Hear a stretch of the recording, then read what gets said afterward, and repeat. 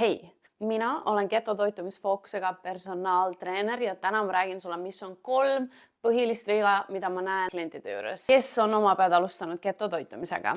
Viga number 1. Sa sööd liiga vähe rasva. Rasv on siis meie põhiline energiaallikas ketotoitumisel ja kui me seda ei söö piisavalt, siis meil ei ole energiat, meie seedimine ei tööta hästi ja me üldiselt lihtsalt ei tunne ennast hästi. Viga number 2. Ei lisata elektrolüüte ega hakata rohkem soola kasutama.